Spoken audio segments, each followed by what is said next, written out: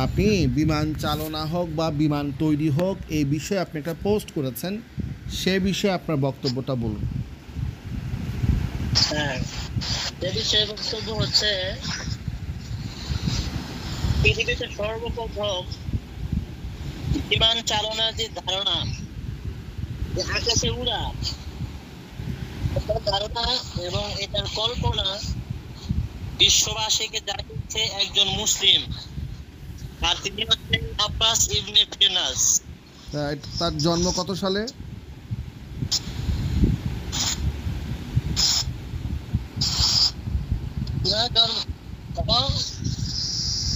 আপনি যে নামটা বললেন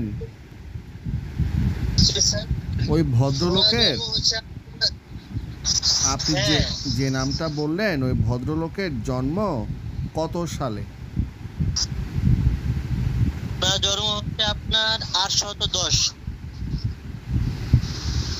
মানে আজ থেকে প্রায় ধরেন 1200-1300 বছর আগে।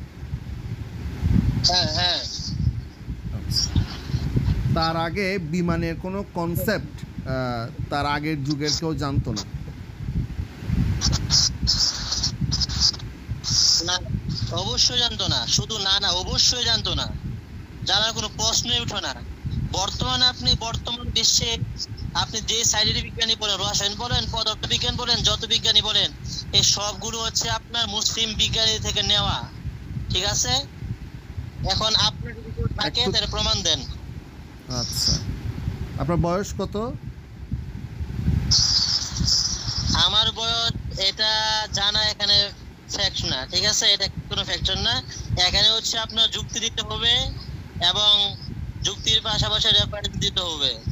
না, বয়সটা জানাটা একটা ফ্যাক্ট, কারণ একটা ক্লাস 10-এর ছেলে আর একটা এসএসসির ছেলে আর একটা অনার্স পাস ছেলে, একটা মাস্টার্স পাস যুবক, প্রত্যেকের আলোচনার ধরনটা আলাদা আলাদা হয়। এখন আমি জানতে চাচ্ছি আপনার বয়সটা শিক্ষাগত যোগ্যতা কতটুকু? আমার শিক্ষাগত যোগ্যতা হচ্ছে আপনার এই বাংলাদেশে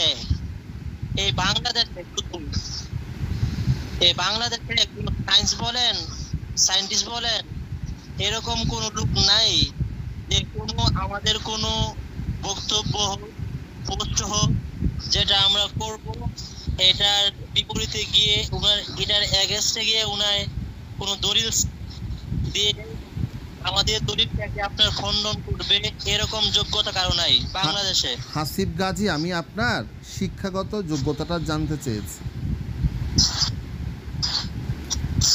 শিক্ষাগত যোগ্যতা আমি বলবো না, তারপরে আপনি বলেন। কেন বলবেন না? আপনি একটু আগে বললেন যে আমাকে কেউ চ্যালেঞ্জ করতে পারে না, তো এখন শিক্ষাগত যোগ্যতাটা বললে সমস্যা কি? যেমন আমার শিক্ষাগত যোগ্যতা, আমি অনার্স পর্যন্ত পড়াশোনা করেছি, এটা আমার শিক্ষাগত যোগ্যতা। এখন আপনার শিক্ষাগত যোগ্যতাটা কতটুকু, এটা বললে সমস্যা কি? এটা আমি ভাই পরে বলবো না, এটা এখন বলবো। এখন বললে আমি তো আমারটা বলেছি আলোচনা শুরুর সময়। আমার বয়স, আমার পরিচয়, আপনার বয়স, আপনার পরিচয়, আপনার এটা তো পরিচয়, মানে পরিচয়টা হওয়ার শুরুতেই দেয়। এটা এখন বললে কি সমস্যা? এটা কি লজ্জার? আমি কি আপনার জাঙ্গিয়ার সাইজ জানতে চেয়েছি? আমি কি আপনার ব্যক্তিগত কোনো জিনিস জানতে চেয়েছি? আপনি যদি কোনো একটা ফর্ম পূরণ করেন, ওখানে আপনাকে লিখতে হবে যে আপনি কোন শ্রেণীতে বা কোন জায়গায় অধ্যয়ন করছেন। আপনি হয়তো লিখতে পারেন যে আমি ক্লাস 9-এ পড়ি বা ক্লাস 10-এ পড়ি, বা আমি inter first year, inter second ইয়ারে পড়ি, বা আমি অনার্স বা degree first year, second year. এটা তো আপনাকে লিখতেই হয় সব জায়গায়, এটা তো গোপনের কিছু না, এটা খুবই স্বাভাবিক পাবলিকলি একটা বিষয়, এটা আপনি সবাইকে আপনি বলেন। তো এটা আপনার, এখন যদি আপনি বলেন যে আপনার পড়াশোনাটা কতটুকু, কোনো ডিভাইড দেখলে যে আপনার এই ফর্ম পূরণ করতে এটা আমার জানা নাই, বা অন্য কারো মনে হয় জানা নাই যে কোনো ডিভাইডে গেলে বয়স কত। এটা কোথায় গেলে কারোর সাথে কেউ আপনার ডিভাইড করতে গেলে বা আলোচনা বা তর্ক করতে গেলে যে আপনার এই ডিভাইড কি জিনিস, এটা আমার জানা নেই। ডিভাইড কি জিনিস? ডিভাইড হচ্ছে আপনার, এটা ডিভাইড কি জিনিস, এই যে আপনি মূল টপিক থেকে বহু দূরে চলে যাচ্ছেন, ঠিক আছে? না, আমি ডিভাইড অর্থটা এরকম বুঝি না। আমি ডিভাইডটা কি, ডিভাইড কি? শুনেন, আমি বলতেছি, এই যে আপনি ডিবেটটা করতেছেন, আমি বলি একটা কথা আপনাকে। আমি তো প্রথমে বলছি আপনার টপিকের উপর আলোচনা হবে, ঠিক হ্যাঁ, আছে? আমরা তো এখানে আপনি টপিকে যাচ্ছি। অন্য টপিকে topic গেলে মানে- আপনার সাথে আমার যে একটা আলোচনা, আপনার সাথে একটা যে পরিচিতিমূলক একটা সৌজন্যমূলক আলোচনা, সেটা তো আপনি শুরুই করছেন না। আপনি বলেন যে ডিভাইড করতে হবে। ডিভাইডটা কি? আমি তো এই কারণে বললাম ভাই, আপনি আসলে আলোচনা করতে আসেন নাই, বা কোনো একটা বিষয় আমারও ক্লিয়ার হোক বা আপনারও ক্লিয়ার হোক, বা একটা সমাধান আমি হোক, আমি এরকম আমি আপনার সাথে ডিবেট করতে এসেছি, কিন্তু ডিভাইড মানে তো হচ্ছে যে আলাদা করে ফেলা। আমি আপনার সাথে আলাদা কেন করব? আপনার মূল বিষয়। আমি আপনার সাথে ডিভাইড করা মানে হচ্ছে যে বন্টন করে দেওয়া। ডিভাইড মানে হচ্ছে বন্টন করে দেওয়া, ভাগ করে দেওয়া। আমি আপনার সাথে তো বন্টন বা ভাগ করার জন্য আসিনি। আমি আপনার সাথে ডিবেট করার বা বিতর্ক করার জন্য আসছি। বিতর্ক এক জিনিস, ডিবেট এক জিনিস, ডিভাইড আরেক জিনিস। আপনি আমাকে বলতেছেন আপনি ডিভাইড করবেন। আপনি কি ডিভাইড করবেন, কি বন্টন করবেন? আমি এটা বলি না, এটা আমি বলি না যে ডিভাইড করব। আমি বলতেছি আপনাকে যে কোনো একটা ডিভাইডে যা কিছু আবার ডিভাইড বলতেছেন, আবার ডিভাইড বলতেছেন। আবার এটা তো আমি বলছি আপনাকে, মানে এই মানে এক্সাম্পল, ফর এক্সাম্পল এটা। কি এক্সাম্পল? ডিভাইড কেন করবেন? আপনি করবেন ডিবেট। ডিবেট মানে হচ্ছে বিতর্ক, আর ডিভাইড মানে হচ্ছে DIVIDE। ডিভাইড মানে হচ্ছে আলাদা করা, বন্টন করা। হুম। এই যে ভাই শুনেন একটা কথা, একটা ইংরেজি শব্দকে আপনার কয়েকভাবে উচ্চারণ করা যায়, ঠিক আছে? ডিবেটকে এই কারণে বলি, বাংলা- ডিবেটকে শুনে- আপনার পড়াশোনা মনে হয় ক্লাস 10ও পড়েন নাই। ডিবেটকে 10 ভাবে উচ্চারণ করা যায় না? ডিবেটকে 10 ভাবে উচ্চারণ করা যায়? আমি আমি কি ভাই এটা বলছি আপনাকে ডিভাইড কে 10 ভাবে উচ্চারণ করা যায়? আবার বলছি বলে একটা divide। শব্দকে কয়েকভাবে উচ্চারণ করা যায়। ডিবেটকে কতভাবে আমাকে একটু শুনান তো। আপনি ডিবেট যে করতে আসছেন, ডিবেটকে আপনি কতভাবে উচ্চারণ করবেন? কয়টা উচ্চারণ আছে আমাকে শুনান। আমার কাছে অক্সফোর্ড ইংলিশ ডিকশনারি আছে, সেখানে উচ্চারণটা বলা আছে। আপনি আমাকে একটু বলেন। তার আগে হ্যাঁ, আপনি যে এত বড় বড় কথা বলছেন, আপনি একটু বলবেন আপনার নিজের পড়াশোনাটা কতটুকু। আমি তো বললামই আমি তো আপনাকে বললামই বাংলাদেশে বাংলাদেশে বাংলাদেশে মার ছেলে জন্মগ্রহণ করে না, এমন কোনো মায়ের ছেলে জন্মগ্রহণ করে নাই। একটা জিনিস পোস্ট করব অথবা আমি লিখবো অথবা আমি বক্তৃতা দিব, এটাকে খণ্ডন করবে। বাংলাদেশে এমন কোনো মায়ের বেটা জন্মগ্রহণ করে নাই যে বেটা হাসিব গাজী একটা জিনিস পোস্ট করবে, একটা জিনিস লিখবে, একটা জিনিস বলবে, সেটাকে খণ্ডন করার মতো কেউ মায়ের বেটা জন্মগ্রহণ করে নাই। এটা হচ্ছে হাসিব গাজীর কথা, কিন্তু তিনি ডিবেটকে ডিভাইড বলছেন। এবার বলেন হাসিব গাজী, আপনার পড়াশোনা কতটুকু? ভাই আপনি তো এখানে বক্তৃতা দেওয়া শুরু করলেন বা আমাকে তুচ্ছ-তাচ্ছিল্য করা শুরু করলেন।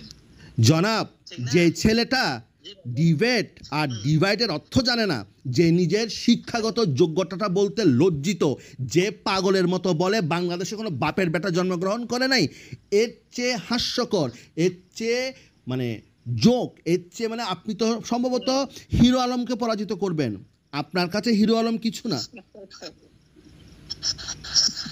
ভালো, খুব ভালো লাগলো আপনার মানে এরকম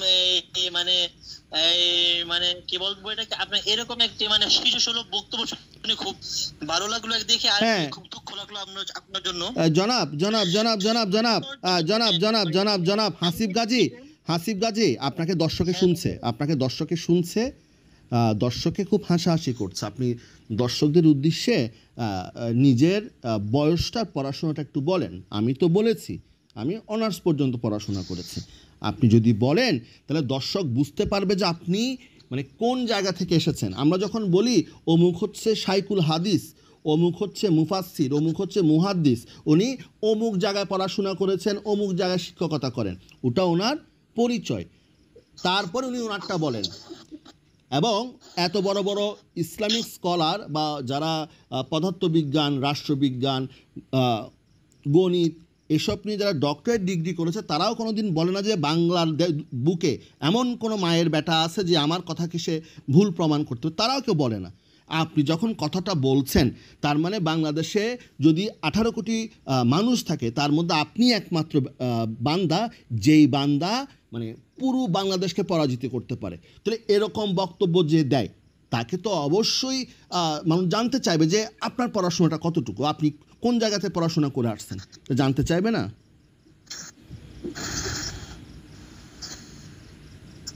এরকম বক্তব্য তো কেউ দিবে না। অনেক বাংলাদেশের রাষ্ট্রপতি তো মানে এরকম কখনো কথা বলতে পারে না যে আমি যা বলবো তার বলার বাইরে আর কেউ কোনো কথা বলতে পারবে না। এরকম মায়ের বেলা জন্মগ্রহণ করে না বাংলার বুকে, এরকম কথা তো কেউ বলতে পারবে না। এরকম যদি আপনার কারো কনফিডেন্স থাকে বলতে পারে, হ্যাঁ বলতে পারে। তখন তো আমি তাকে অবশ্যই প্রশ্ন করব যে আপনি তো এত বড় কনফিডেন্স নিয়ে কথা বলতে আসছেন, তা জনাব আপনি কোথায় পড়াশোনাটা করেছেন? হ্যাঁ, এখন যদি আমি আপনাকে প্রশ্ন করি, বিভিন্ন আপনার বিশ্ববিদ্যালয়ে কাজী নজরুল, রবীন্দ্রনাথ, আপনি আরো বিভিন্ন ওদের কাজী নজরুলের গ্রন্থগুলো আছে, কাজী নজরুলের কবিতা, ছোট গল্প, উপন্যাস, তার কাজগুলোকে আমি মূল্যায়ন করতে পারছি, পড়তে পারছি। সেই ক্ষেত্রে আপনি যদি বলেন যে আমি আসলে স্কুলে আমার বাপও যাই নাই, আমি জীবনে স্কুলে যাই নাই, আমি নিজে নিজে পড়াশোনা করছি, ভেরি গুড। হাসিব গাজী নিজে নিজে পড়াশোনা করছে, সমস্যা নেই। সেই ক্ষেত্রে আপনার তো নিজস্ব কোনো বই থাকবে, আপনার নিজস্ব কোনো বক্তব্য থাকবে, যে বইগুলা যে বক্তব্যগুলা অন্যান্য স্কলার যারা আছে তারা সেগুলো পড়ে বলবে যে হ্যাঁ হাসিব গাজীর কথা তো আসলে দুর্দান্ত। সেরকম আপনার কোনো প্রমাণ আছে যে আপনাকে যে এরকম একটা আত্মবিশ্বাস নিয়ে বলছেন, নিজের বয়সটা আপনি বলতে লজ্জা পাচ্ছেন? কিন্তু আমার মনে হয় না যে আপনার বয়স 18 হয়েছে।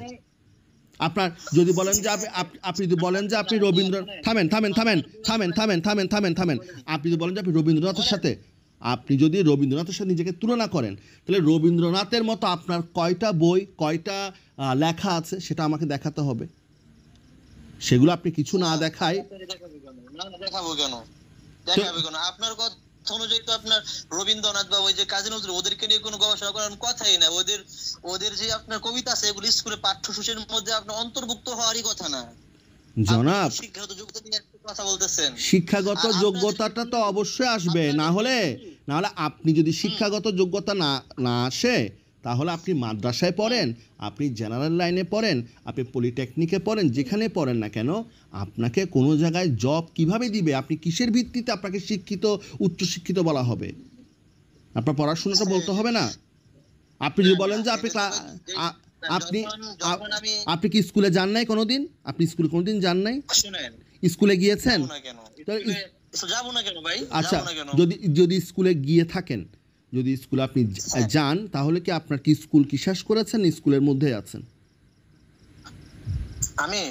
আমি বর্তমানে স্কুলের, আমি তো আপনার শিক্ষার্থী। আপনি স্কুল শিক্ষার্থী? স্কুল শিক্ষার্থী না, স্কুল শিক্ষার্থী লেখাপড়া করতে শিক্ষার্থী। স্কুল শেষ? এটা আমি বলবো না আপনার কাছে। তার মানে দর্শক শ্রোতা আপনারা বুঝতে পারছেন, উনি একজন স্কুল শিক্ষার্থী। ধরে নেন যে সে 9 বা 10-এ পড়ে। বাংলাদেশে ক্লাস 9-10-এ পড়া একটা ছেলে, সে বলতেছে বাংলার বুকে এমন কোনো বাপের বেটা নাই যে তার কথাকে মিথ্যে প্রমাণ করতে পারে। তার মানে তার যে স্যার রয়েছে, তার যে ম্যাডাম রয়েছে, তার যে প্রধান শিক্ষক রয়েছে, তাদের চেয়েও সে বেশি জানে, তাদের থেকেও সে বেশি বুঝে, তাই না হাসিব গাজী? আমার ভাই স্যার বা ম্যাডাম না, আমি তো বললাম সারা বাংলাদেশ, এবং বিশেষ করে যারা নাস্তিক। আচ্ছা, আপনি যে কথাটা বলতেছেন, এই কথাটা যে প্ল্যাটফর্মে বলতেছেন, সেটা কোন মুসলমানের জাত আবিষ্কার করছে?